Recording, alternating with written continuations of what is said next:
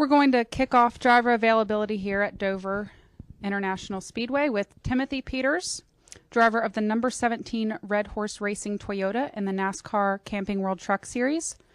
Peters enters this weekend second in points behind leader Matt Crafton in the driver's standings. Timothy, you finished sixth here last year, tying a career best finish at the track. What are your expectations heading into Friday's race?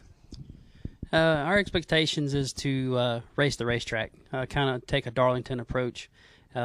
This place is not really intimidating, but it's the type that if you try to be over aggressive, you can find yourself in the wall very quickly. So it's a long race, one of the longest races of the year for us.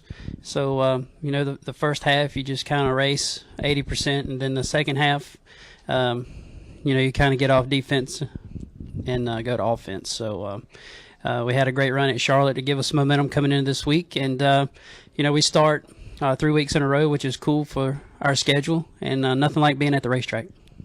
All right. Any questions for Timothy?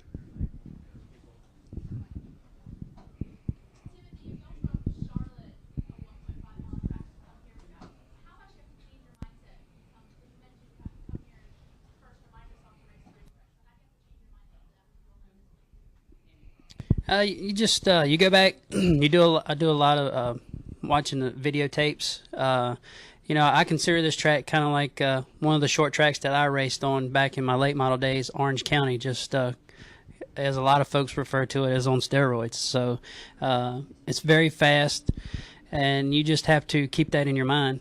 Again, I go back to the first half of the race is that you have to run about 80% because things happen so fast.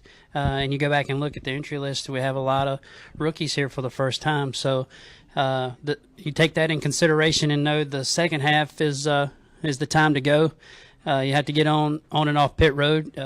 It's not uncommon for a green flag stop to happen here. So, I have to do my job doing that to keep good track position. The pit crew has to do their job too. So it's a big team effort, and 20 to go. It's time to turn the wick up, and hopefully we'll be there when the checker flag falls. Additional questions?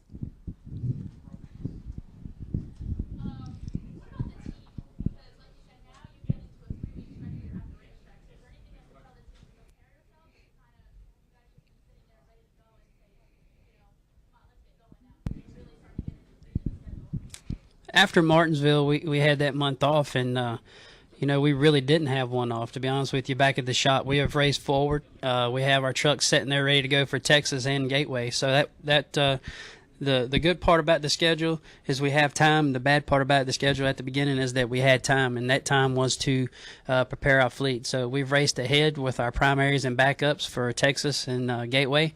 And, this race kicks off kind of our summer stretch to where we're on 3, off 1, back on 3 again. So, the team is what wins you races, and who prepares the best is who ends up coming out on top at Homestead. And I put Red Horse Racing up against any guys in the garage area.